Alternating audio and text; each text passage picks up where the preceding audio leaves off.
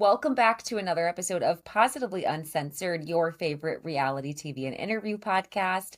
It's your host, Leah, and today we're going to get into Love is Blind Season 8, episodes 10 through 12 of Minneapolis. We have had proud boys who aren't so proud. We've had overly protective sisters. This season has had a lot to digest, and we're going to get through all of it for episodes 10 through 12. Episode 10 is titled Oh Spare Me, which is exactly how I feel about not only this episode drop, but all of Love is Blind so far this season. So episode 10 picks up where we left off at episode 9. Dave left to meet his friends. If you remember, Lauren was uninvited from this. In fact, his friends were supposed to come over to their apartment, meet Lauren, have a conversation, and instead they were on standby waiting for that text from Dave to tell them, actually, don't come over. Let's go out to the bar instead. Things aren't going well. So we pick up where they left off, and Dave does in fact meet up with his friends, and they proceed to stay out the entire night together. He leaves his car downtown. He goes bar hopping. Molly is there. Allegedly, he didn't introduce himself. At first, I didn't believe Dave, but we'll get into why I believe Dave later. So at this point, episode 10 starts out with Dave coming home to see Lauren. And you would think, what is Lauren going to do? She's going to hold him accountable. She's going to be pissed he was out all night. That's not what she does. Lauren is still so set on being married, so set on being chosen by Dave, that she basically doesn't hold him accountable at all. And she's like, thank you. I understand you saw your friends. I really wish I could meet your sister. And we see again why I just want to shake Lauren and say, stand up and leave this man. You dumb fucking bitch. I'm gonna fuck you. Run away from. Next up is Monica and Joey, who go to do their engagement photo shoot. And who is the photographer but Monica's sister? Their number one hater. Monica's mortal enemy. What is she doing here? Well, apparently Monica had a conversation with her sister where she said, I'm not happy with you. You're a jealous bitch. You were really rude to Joey, and you made me look bad on TV and our family. And they must have hashed things out. And Monica's sister's like, you know what? You're right. I was just jealous, because she was a lot nicer during their photo shoot. I feel like she's probably embarrassed of herself. And it's like, you didn't dislike Joey because you're a napper or because you like to keep things quiet. You didn't like Joey because you were jealous. Point blank, period. You were just jealous of your sister, Monica. But it looks like she made it up to Monica by gifting her a free engagement photo shoot, and the pictures came out cute. So who am I but to hate on that? It seems like they're moving forward. Now, I do wonder if this experience with Monica's sister sticks with Joey, because I have a feeling Joey's going to say no on wedding day. He's not giving Monica the validation she's looking for, but we'll get into that later as I talk about their date. Now, Ben and Sarah are at the cafe in episode 10, and they're talking about the TikTok video that she sat on the couch and showed him in the last batch of episodes. Ben basically tells Sarah, this TikTok about me was inevitable. People are talking, and I'm not a good person, so I knew they were going to talk about me. That's what I felt like it was saying. But is Sarah skeeved out by this? She's not. She's like, it's 4 years ago. If there was more specific information, I would look at this more seriously. And to be honest, Sarah, I'm not going to hold you on that this much, because it did lack information. It does sort of seem like Andra was sharing other people's experiences, and she went on 2 dates with Ben. I don't want to dismiss whatever she went through, but I think that she ended up ultimately taking down her follow-up TikTok where she gave further details. So I don't really blame Sarah for this, but it's every other thing that proceeds to happen and has already happened in conversation as to she should have known that she should have left Ben the first conversation. The same way that Lauren and Molly should have been done with Dave when he was like, so what's wrong with you? So you're not attractive anymore. Sarah should have been done with Ben a long time ago. Now, the cutest part of this episode was we got to meet Virginia's mom, who is so beautiful, so graceful, so kind. Now, I want to point out Virginia's mom asks great questions. She asks Devon things that you would want to know if your daughter was about to marry somebody, but Virginia just seemed quiet during this part of the episode. And I couldn't help but think to myself, and I wrote down a note, What's happening? Is she spiraling about an earlier conversation with Devon? Is she just kind of sitting back so that Devon can answer all of the questions and just letting the shine be on him? What's going on here? And I feel like Virginia's mom is so gentle with things and so aware of her daughter that I don't think she would have asked Virginia, like, hey, like, what's up? While she's on camera. I think that would have been a conversation that they have off camera anyways. But at this point, we haven't heard anything of Virginia outright saying that she feels that there's something off with Devon. So we've been searching as viewers for what is the problem? Where do things go wrong? And I think that when we see the follow-up conversation with Virginia and Devon later this episode, I think that was sitting with her during this conversation with her mom. I think they'd already touched on it a little bit. I think she was wondering if Devon was going to say anything that would make her mom or her ears perk up in conversation. And I think that she was sort of just internally spiraling. That's my perception. I could be completely off base. I hope that I get to interview Virginia because I would love to ask. But her mom was an absolute delight to watch on camera. Now, in the next scene, because we're meeting parents this episode, Lauren and Dave go to meet her parents. And Lauren's mom, I see where she gets it from. That's what I'm going to say. And I don't mean that in a derogatory way. It's just Lauren's mom didn't challenge Dave nearly enough on things.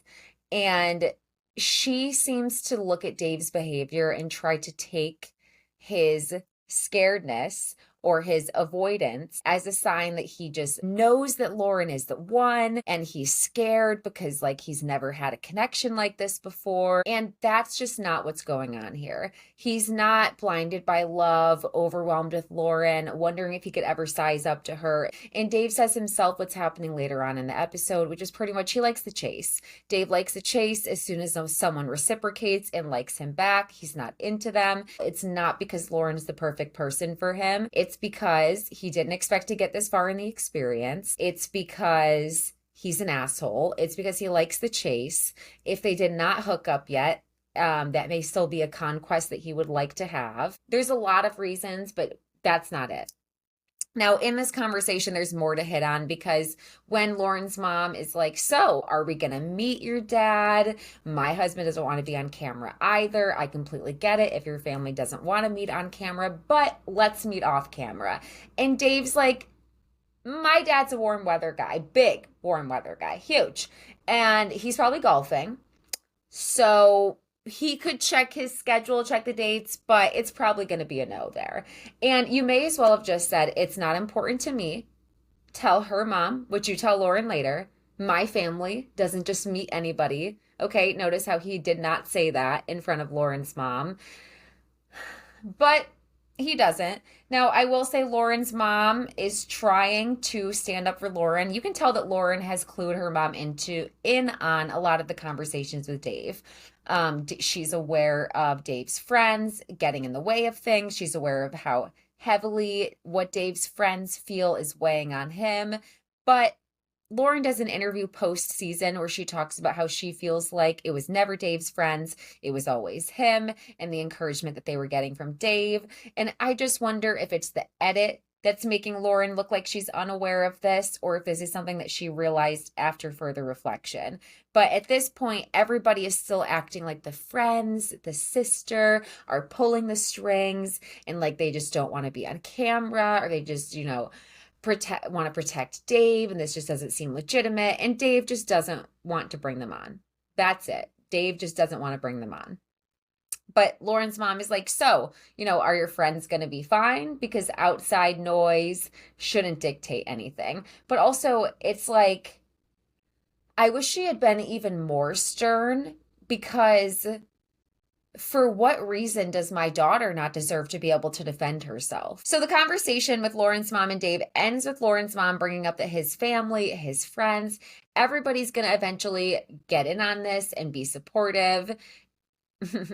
But what she doesn't know is what's missing is Dave. They're not going to support it until Dave supports it, and Dave doesn't. He doesn't see the future with Lauren. He went on the show to promote himself. He never had any serious intentions, and we're seeing the consequences of that right now. Taylor and Daniel do an indoor putt-putt together, and that's pretty much all I'm going to say on that because they're fine. Nothing to report here. They're fine. No drama, and we have other things where there are drama, so that's what we're going to get into. So I had written in my notes, where do things go wrong with Devon and Virginia? So then we see a conversation of Devon and Virginia in bed, and this conversation is where it makes sense. So as of now, Virginia started off by telling Devon she really has no fears, and she would tell him if she did, and if he was doing something that he didn't like. And Devon is like, okay, just making sure you like how I kiss you, blah, blah, blah. And then Virginia challenges Devon to ask her the hard questions. And I thought this was interesting because just a second ago, she said that she had no fears, no anything. But it's kind of like she was waiting for him to bring up something and ask her because they haven't really had the hard conversations. And by that, she did say, what's going to make you leave me? What's going to make you sleep in the other room? What do you feel about politics? And I'm kind of shocked that they didn't have a conversation about politics earlier, but she may have just assumed that her and Devon felt the same way and maybe started seeing things in his behavior that they didn't. But this conversation feels like pulling teeth. She's looking at Devon. Women should have the right to abortion. Gay people should have their own rights to get married, right? You agree, right? That saying silence is an answer. Him not saying something immediately was an answer. You trying to act like you don't have an opinion on one of the most controversial, it shouldn't be controversial, but one of the most polarizing issues of all times. It polarizes people every single day. People either agree with it or they don't. And when people say that they agree with ending a pregnancy, if XYZ, then you don't agree with it. You need to, agreeing with a woman's ability to make these decisions is agreeing with a woman's ability to have the discretion to make these decisions. So Devon ends up saying that his family votes conservative. He tends to vote conservative because he feels like it aligns with his faith. And Virginia's like, I don't know what Bible you're reading, but I'm pretty sure when he says protect the vulnerable, protect the weak, love your neighbor, that's not really what a lot of conservatives are doing. So I love the fact that she says, I use my faith too, because Christians do try to, and that's what happened. Conservatism and Christian nationalism teamed up together, shook hands, got in bed together, and said, if we can brand conservatives, Republicans, as being the party of Christ, the party of faith, the party of morality, and if we can make the Democrats be the evil libs, and if we can make them be the side of sin and the side of the devil, then it's very easy to win over the small town, the religious folks. And that's how they get in the door. Now, do they usually have some sort of ism or phobia to them? Yes, absolutely. A lot do, specifically the non-Black conservatives. Virginia challenges that she votes with her faith too. And Devon asks, well, how do you feel about us voting differently? And she's like, yeah, that's okay. And despite her answer, I absolutely don't think it's okay. I don't think that's okay to her. I don't think that's something that she wants in her relationship with. I'm sort of surprised that she didn't vocalize that, but she does hint at a nuanced conversation that I won't be the leader of. I shouldn't center myself in, but I'll at least just touch on the fact and acknowledge that she talks about how there's not that many Black Republicans. And Devon's family, his dad may be Black, as he retorts back to her, but he does not have an all-Black family. So some of his politics and his family members' politics, as well as their interpretation of their faith and their religious duty, maybe because of that. So Virginia and Devon are absolutely not aligned politically. Somebody left a great comment on my TikTok and pointed out the fact that Devon coaches for a youth program that requires funding from government for this program from outside funding, and yet he votes against funding for programs exactly like that. Make that make sense. So we go from one political conversation to another, because in the next scene, Ben and Sarah meet up with Sarah's sister and her partner. And this is probably one of the best conversations of the episode, because they hold Ben accountable when Sarah hasn't all season. And to be honest, I feel like they also hold Sarah accountable. And I simultaneously feel like they're a little bit shocked by the Sarah that they're getting, because they may have been getting Sarah that gets no pushback and can be very performative in front of them prior. So Sarah meets up with them, and she is really just selling Ben's acceptance to her sister. He's just so accepting. He's accepting of LGBT. She always forgets the Q plus. It's always LGBT for Sarah. But she accepting of LGBT, and they're aligned on their values. And it's like, well, pause, because he's a conservative, and look at him, Sarah. He looks conservative. So what do you mean by that? Because those values would go against right to life that I have right next to you as your sister. So Sarah mentions that she agrees with Ben. She herself feels fiscally conservative and socially liberal. And shout out to Sarah's sister's partner, because she looks at her and she's like, people who say that vote the opposite of how you do. And it's a dog whistle. It's a conflicting statement. It doesn't exist. You can't be fiscally conservative and socially liberal and then basic human rights not be enough for you to vote to protect those rights. If you value capital over human lives, if you value property over human lives, then you are absolutely both a capitalist and a conservative. Now, that's just my opinion as somebody who has a mic. So Sarah's sister's like, yeah, that's pretty much a dog whistle. Most people who say that are Republican, because they are, and they feel like saying that they're fiscally conservative and socially liberal is socially acceptable. That's why they say that. I can say how I feel and how I vote without sounding like I don't care about other people and other issues, when I don't. I don't care enough to change my vote. I don't care enough to get out there and campaign and to protest. I don't care. So it's a very interesting statement. Sarah's sister also brings up that acceptance isn't a word that she loves, and it's implying that there is something wrong with them that other people have to accept, that other people just have to accept from them. I loved that conversation, because Sarah was a little bit like, oh, like, I'm sorry, what should I say? Yeah, bitch, correct yourself. They know you, so they know you're saying it with love. But yes, other people who are watching at home, it's probably been triggering every single time. I do think that Sarah cares about LGBTQ+, but she doesn't care enough to dismiss Ben. That wasn't a deal breaker.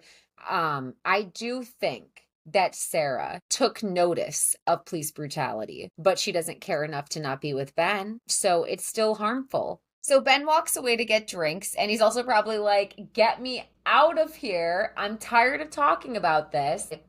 And as Ben walks away, they're like, listen, Sarah, you're in a completely different privilege bucket than Ben, okay? And you need to acknowledge that. And there's a couple things to point out. Yes, she's in a different privilege bucket because she's a woman. There's sexism. But as far as sharing the same values, her and Ben share a lot of the same values. And I think that that's the wake-up call to them to see that. We're also seeing, which is what I said earlier, I've talked about in my TikTok. If you're not following me on TikTok, follow me for my in the moment recaps that I do. Sarah's already leaning more towards Ben's politics. She's already leaning more towards his politics. She's seeing his side. She's defending him. She's already like repeating that rhetoric that his values aren't that harmful. He's just, going with his gut and doing what's best for him. And it's coming from his faith, or it's coming from this place. So it's okay. It's not meant to impact people. And yet it still does. While Ben was away, Sarah basically just fought for her life. Her sister's like, I think guys need to have a more serious conversation about politics. Who is this girl sitting in front of me? You don't go to church. Now you're going to church for Ben. And it's like, wake up, wake up. She needs a sistervention. That's what she needs. And that's kind of what she got. But I can tell that Sarah's sister would like some time with her off camera to really kind of be like, is this what you want? While simultaneously not wanting to make Sarah's decisions for her, because it does seem like she sort of sits back and listens, and her partner sort of like says things to address Sarah, like she speaks up. And I think that that's a good balance between them. Also, they met up at a gay bar, it looked like. So I love that. I love that. Ben, stay uncomfortable. Stay uncomfortable, because why are you uncomfortable? Dave and Lauren go bowling in the next scene, and it's so clear that Dave is just not present. He's not paying attention. Every time Lauren's bowling, he's either texting on his phone or adding up their scores. There's no conversation. There's no fun between them. It's just awkward. Dave admits what's important. He admits that he told his sister that he wasn't going to get far in this process, that she was so emotional, it was hard to convince her to let him do this in the first place, as if this is an overnight field trip that Dave just got permission to go on. Like, be fucking for real here. But his sister permitted him to go on this experience if he didn't get engaged. What kind of stipulation is that, by the way? Go on this show, yes, but no, you can't get engaged if you fall in love. Like, do you not realize that your brother isn't the commodity that you think he is, and that if somebody did fall in love with him, you should probably, be grateful? No? No? Okay, just making sure. So we learned, which was what was important, that Dave downplayed the situation. Also, his sister didn't support him going on. They also have such a strange relationship that he needed her permission to come on the show. And then he tries to ad-lib to Lauren, like, oh, but I don't want you to think that she makes all my decisions for me. I don't think she makes every decision for you. I know she makes every decision for you. You called her and asked what thread count sheets you should get for us. Dave also tells Lauren that his sister brought up, what the heck, Dave? I could have just set you up with one of my friends. And it's that even furthers your guys' weird bond, because it's number one, do you wish it was you, Dave's sister? Just be so for real. I'm sorry. I'm going to be gross. Do you wish it was you? And it's also why do you want to keep an eye on it? Most people are disgusted when their friends would date their sibling and be like, ew. So Lauren realizes that Dave's probably going to get hooked up with one of his sister's friends, and they basically break up, but Dave doesn't feel comfortable to end it on camera. So where do they go? An abandoned movie theater, apparently. That's more comfortable. So they go to an abandoned movie theater where Dave nails in the coffin and breaks up with Lauren. And finally, because put us out of our misery, on to episode 11, named Sliding Down Slopes and Into DMs. If there's one job that Netflix needs to fill that they probably don't even pay that much, it's the naming of the episodes, and I volunteer. Okay, so episode 11, we're in the movie theater. Like I said, Dave breaks up with Lauren, but let's give some background into that. He basically talks about how he's just not able to get over Lauren's hookup. He was told she essentially had a boyfriend before she came on the show, and that may be something that other people could get past, but that's not something that he can get past. He's basically like a dog in a fire hydrant. Someone else peed on this. Now I don't want it. It's a purity complex. He wants her to be virgin-like for everybody but him, but simultaneously a freak, because I saw how he was acting in the hot tub. I also saw when the sex police came out at the party and just how comfortable he felt asking other women about their sex lives. So Dave, don't act like you don't know the last time you had sex. I don't buy that either. Would he be a virgin? Yes. Is he? No. No. Then after he breaks up with Lauren, he's in confessional with his trench coat buttoned to the top. And he's like, yeah, I basically couldn't let my pride and ego go. I'll always love Lauren, but just mentally, no, I'm done. You will not always love Lauren because you have never loved Lauren, ever, during this entire experience. You're mentally on to your next two girlfriends, whoever you get with next, and the girl after that. The couples meet up for a tubing event. I almost skipped this because I thought it was just Daniel and Taylor, but it's not. So let's go over a couple of things.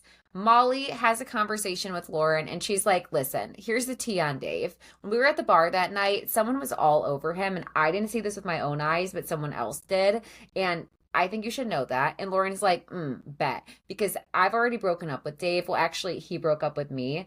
But we're not together anyways. So that's not that surprising. But thank you so much for telling me. And she meant that. Like, I'm saying that in whatever tone, but she really did genuinely mean that. Thank you for telling me. The two of them proceed to joke about how Dave looks like a virgin, joke about his selfies on his Instagram, how his friends have bad judgment, and Molly just proceeds to make Lauren feel a lot better about herself.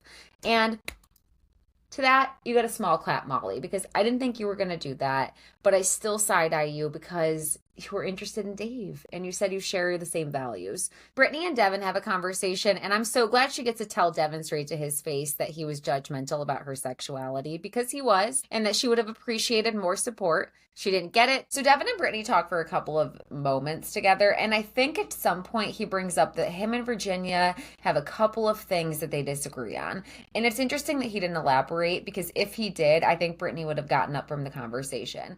Oh, okay, so you judged me for my sexuality. You don't agree with women's rights. You're a conservative. I'm sure she already guessed that he was, but I would wonder if she would even sit there and continue finishing the conversation.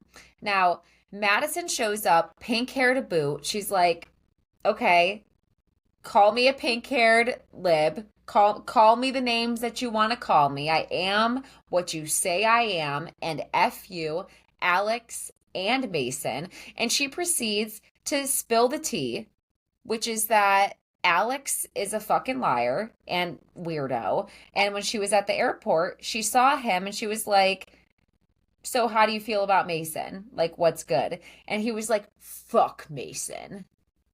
Interesting, because you called her a bully both during the season and after in interviews, and you said that you just didn't like how she treated Mason, but at the airport, it's fuck Mason. Interesting. I'm going to believe those allegations, Alex. You did whatever they said you did. That's what I believe.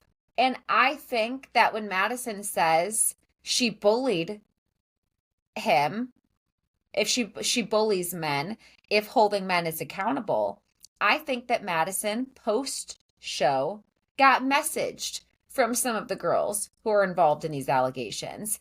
And I think she thought it was sick. And I think that she called Alex out on it. That's my personal opinion. So Meg and Mason arrived together, and that's no surprise. You guys both thought Moulin Rouge was an underground movie. I'm not surprised that they're together, so they connected as soon as they left. And that's all I'm going to say about them, because to be honest, they wasted enough of our time during the season with them. So Dave and Molly have a conversation, and Molly just holds Dave's feet to the fire, basically, because he tries to make Lauren seem like it's her fault that the relationship ended. He tries to do the whole role reversal, roles reversed if I was dating somebody for 2 to 3 months before the show. And Molly's like, and it wouldn't matter. It wouldn't matter. Wouldn't matter if you were dating somebody. Wouldn't matter if you were having sex with somebody. It just wouldn't matter. And Dave's like, wouldn't matter to you, matters to me, and not surprised because you're a misogynistic man, so we already knew that.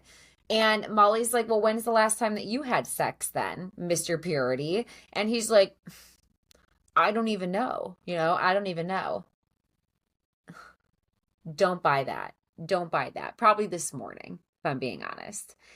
So shout out to Molly for not only making Lauren feel better about Dave, but then taking that information, going right to Dave, and making him feel bad in his face. I thought she was going to be a pick me, and I thought she was going to be excited that it didn't work out with Lauren and Dave so that she could be with Dave. I'm going to be honest, but that's not what we saw. So shout out Molly. In the next scene, Sarah and Ben go to church together because, again, she's trying to give things a try. I also think she's trying to look for answers that she already knows. She's going to this church in hopes that they bring up LGBTQ plus issues and like they're just going to outright say, we aren't accepting of you if you're gay, don't come in here. They're not going to say that. Okay? Actually, they may say that. They may just say, it's Adam and Eve, not Adam and Steve. They may just say a marriage is between a man and a woman. They may say those things, but you may be there for 6 months before you hear them say it outright. But what you will hear is a million other things that can tell you exactly how they feel. So don't ignore those things, okay? You know exactly how they feel.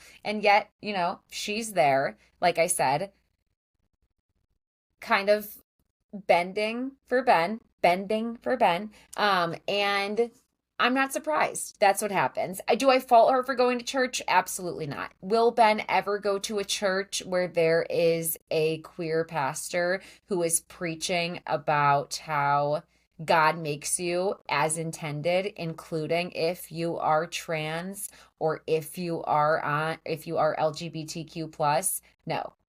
Ben would not go to that church. I know that he wouldn't. So Sarah's mentally tuned out, and I think that she already knows the answers to things that she's still sitting there and claiming that she's looking for. In the next scene, the couples go and pick out their wedding dresses, and I skipped over everything, but I will say, again, Virginia's mom is lovely. Loved Virginia and her mom's moment, but that's all I'm going to really touch on. I also skipped right past Taylor and Daniel making their Christmas cards. I just don't care. I think it's one of the most basic things that you can like, up there with her love of Taco Bell. They're the perfect, boring, conservative, religious couple. They're the perfect couple. They're exactly the same. It's obvious they're saying yes. They're putting work into their little wedding favors. I mean, probably one of the most authentic couples that we've had on Love is Blind, because I'm almost shocked they just weren't already dating each other in the real world. Now, Virginia and Devon have dinner together, and after they have dinner, she approaches the conversation of the prenup. Now, when Devon and Virginia talk about the prenup, it's clear that he's not into it. This is the second time that she's brought it up, but he also hasn't just outright said no. I think that he doesn't understand that a prenup is actually to protect himself as well as it is to protect Virginia. Not only does it say that he can't steal Virginia's money, but she can't steal his. It's to protect both parties. But Christianity often sort of warps what a prenup is, and they sort of talk about it like you are planning for your marriage to end, like you don't trust the character or integrity of your partner if you think they would ever do that to you. There's a lot of sort of villainizing of a prenup or any plan for your marriage to not go perfectly in Christianity. So I think that that's where Devon's coming from it. I do think it's interesting that, similar to how Dave relies on his sister, Devon relies on his mom, because that's who he takes the prenup to look over. His mom clearly makes a lot of decisions for him and helps with a lot of those aspects. As someone who calls her mom when I'm sick and has a stomach cramp, relatable, but you know where I'm going with that. Episode 12, Bride's Last Ride. This is basically the couple's last dates with each other before the wedding day, as well as their bachelor and bachelorette party. Now, Daniel and Taylor go and have a date. I guess Minneapolis is known for hockey, so they have a date on the center of the ice. And gone are the days of when Taylor was on her followers app and suspicious of Daniel being a stalker. And hello are the days of the two of them hanging up Christmas ornaments on a tree together and being boring in Minneapolis, but together. Now, Monica and Joey go on a date in whatever those places are called with all of the gardens, and Monica's looking for reassurance. She's like, Joey's nice. He's fun to be around. I have a great time. I can let my guard down-ish, but I haven't gotten any validation. So I'm just holding back a little. And during this date, That's what we see. We see that Joey's pleasant. We see that he's fun. We see that he's got the chat. We see that he's got the banter. But there's really no talk of any future between them, nor is there Monica, you're so gorgeous. There's not a lot of physical appreciation. Now, a conversation does come up where Joey says that he's struggled with this, but he has been putting effort into this. Monica appreciated his effort and acknowledged his effort. I don't know if Monica's sister truly messed up her shot. She really may have and gotten in Joey's head, because for the life of me, I can't figure out why they don't work out. It's almost like a match made in heaven. I know that Monica is not as tidy as Joey, and she's a little bit erratic and, disorganized, but I feel like she would be willing to find a balance for Joey to help him have a better experience. The one comment that was promising of a future between Monica and Joey that he made was when he said that they could go scuba diving together, and this excites Monica. She was looking for any comment like this, and she was like, oh my God, okay, don't tell me that, Joey, or you're gonna have to follow through. Will he follow through? We'll see. I haven't heard I love you. I haven't heard I want to spend forever with you. I also, for you, Monica, I haven't felt that validation. You may have been friend zoned. And because I'm watching Married at First Sight, Love is Blind's other show right now, it's kind of giving Juan and Carla. If you watch that show, you know. So Ben and Sarah do a glamping experience, and all Ben wants to do is he's like, we're in nature. We're not in church. We're not at the gay bar. We're not going to have any talk of politics. It's going to be me, Sarah, the fire. LOL, joke's on you, Ben, because it's getting brought back up. So Sarah sits down with Ben, and they're about to eat, and she's like, hey, I listened to a sermon of your church today. Ears perk up, Ben's excited. What? You listened to a sermon from my church today? And then she proceeds, and Ben's face falls, and he's like, no, God! No, God, please, no! No! So Sarah listened to a sermon specifically to see how the church felt about LGBTQ+. And she got the answers that she needs. Like, oh, say less. That the pastor made a comparison about how you're loving your trans child and affirming your trans child are two completely different things. And use the comparison to how if you have a child who, they use the word fat, and they come home and say, I'm so fat, I'm going to go on a restrictive diet. As the parent, you would tell them, no, I care about you. You're perfect the way you are. That's a horrible metaphor. Sarah attempts to explain to Ben why this is harmful, why these comments were concerning, why this comparison bothers her. And Ben looks at her like,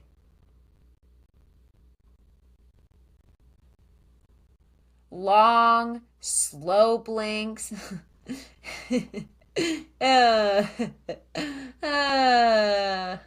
Stop talking about this.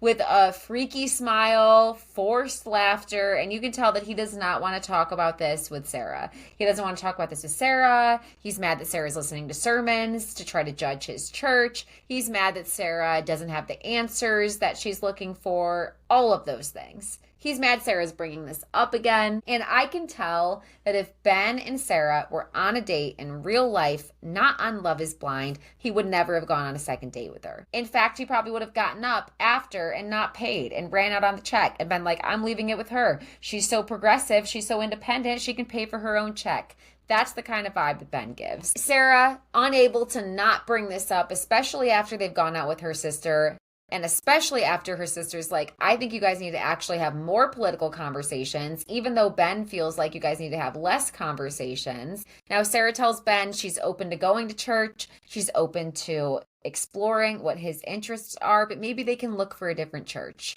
And Ben kind of shuts down that conversation because he had a long day at work.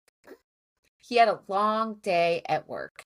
And it's clear that he's just not interested in that. He did tell Sarah that he agrees with her that the church's comparison was wrong. And yet those harmful comparisons aren't enough for Ben to leave the church, because he says that you'll never find a church that will agree with everything that you do. Ben and Sarah are not aligned at all, and yet she ends this evening by being like, you know what? We're so aligned, and he still thinks of things so equally, and like he's open to things, and I appreciate how he said he was willing to go to another church for me. Open up your eyes, take off the rose-colored glasses. I can barely even take it seriously. I can barely even take her seriously. Into the next scene, Virginia and Devon go on a carriage ride together, and Virginia mentions off camera that Devon has still not brought back up the prenup. Now, at the end of the night, Devon did have a cute moment, okay? He got Virginia and himself matching jerseys that said Team Buckley, and the numbers were the date of their wedding. That was cute. I forgot they went to the same high school and have the same high school colors. So that was cute. Do I think they should be together? Absolutely not. That was a cute gift, but you guys still shouldn't be together. Okay. On to the Bachelor, Bachelorette parties. The guys get to go to the Viking Stadium, and the girls get to go to a assisted living home. Dead ass. They literally get to dress up like seniors and get on a party bus together. It's giving geriatric. It's giving no money. It's giving boring. I need Love is Blind. If you really want to see stuff happen for the plot, especially on a season like this, send them to Vegas or send them to Miami for 4 days. Let them do what they would normally do and have it filmed. And then one of the nights where they're at the club in VIP, have their old connections from the pods show up at the table next to them. That would be that's how you do a Bachelor, Bachelorette party on TV when you want mess. When you're not a good person, when you're producing this literally for the plot, that's what you do. Because you want to see drama, antics, scandal. And yet we're going, and the Minnesota Vikings. That's where we're going, okay? So I'm not even going to recap that. I'm going to be so honest. What's the point? What's the point? They do some kicking. Now, Virginia and Devon have another conversation towards the end of the episodes about the prenup. And he showed his mom. His mom said exactly what Virginia told him, which is that it's basically saying that they walk away with exactly what they brought into the relationship. And now he's willing to sign it. Okay. It's like when men don't believe something that a woman says until another man validates it. That's how it felt like when Devon needed his mom to tell him exactly what Virginia said, but whatever. So now he's ready to sign it. He's comfortable. And mind you, you guys are getting married after knowing each other for 6 weeks. You haven't known each other for 10 years, and then you decide to get committed to each other and get married. It's been 6 weeks. You barely know each other. It would be smart to sign one anyways. The episode ends with Sarah and Ben on their wedding day. So we started the weddings at the end of episode 12. And basically what happens is Sarah gets ready for her wedding day. Her mom is very emotional. And you can see that Sarah's mom views her relationship with Ben similar to Sarah. I'm going to say this as a joking way. It's kind of like the devil and the angel on the shoulder. I'm going to use the devil in question as Sarah's mom, giving advice that she probably shouldn't listen to when it comes to Ben. And Sarah's sister as the angel, advising Sarah, you know yourself. Who are you? Who are your values that you've been true to it before this experience? So I think Sarah's mom kind of represents the confined thinking that Sarah sort of comes from, but Sarah's mom is able to be accepting because she loves her daughter. That's the kind of vibe that I get from Sarah's mom, because she was into Ben's spiritual, religious faith thing. Like she was into that. So she seems like she agrees with him being in the church and wanting that for Sarah. Whereas Sarah and her sister are more progressive and don't have a relationship with church in that capacity. So I think Sarah's mom was like, kind of like, okay, Sarah, she's not seeing the red flags that somebody who disagrees with Ben and disagrees with like structured religion and the oppressive side of it, would see with Ben. Whereas Sarah's sister's partner, you know, they're trying to watch Sarah and not make her decisions for her in this experience, but they're simultaneously like waiting for Sarah to realize that she could be committing herself to somebody who she's completely not aligned with. Like the person standing in front of them has completely bended and made themselves malleable for a partner whom she has really just sort of met and whose values she doesn't know if makes him a good person. And Sarah's sister tries to hint at that. She's like, listen, do what you want to do. Do what you think you should do in this process. And what I think she's gently reminding Sarah, you know yourself, you know what you should do, but I don't know if Sarah does. I feel like, if I'm going to guess, and if I don't know anything about this season, I'm feeling like Sarah's saying yes. At this point, I'm feeling like Sarah's saying yes on wedding day. I honestly think Ben is trying to seem like the nice guy. I think Ben wants to get to the end of this experience, but I don't think his values match up with Sarah. I think he's been rolling his eyes off camera and talking badly about her, if I'm very honest. So I don't think he would say yes. However, if I'm going just on how he's acting on camera, I think he would also say yes. But knowing how he probably operates, there's no way that he's attracted to how Sarah thinks. I think he looks at every conversation with Sarah as a burden. I think he looks at her like a social justice warrior. So ending with Sarah, honestly, I think she's going to say yes unless her sister's able to talk her out of it, okay? Monica and Joey, I think Joey's going to say no. I think Monica's going to say yes. And it really just depends on who gets asked first. That's going to be heartbreaking. Taylor and Daniel, if they don't get married, Love is Blind should truly just pack it on up because they are basically the Amy and Johnny of this season. Okay, like the one couple that's working that they have to fall back on. Virginia and Devon, they're not saying yes. Like, I don't think in my heart that either of them will say yes. And I think it's going to be Virginia who says no because Devon bought the jerseys, he got the matching things. I think that as in like real life friendships, you see people who have conservative values want to keep their friends who are liberal around and progressive, almost to service them, almost so that they can use them for their empathy, their acts of service. They know you're a good person. Who can I turn to when something goes wrong? But these people who have endless empathy.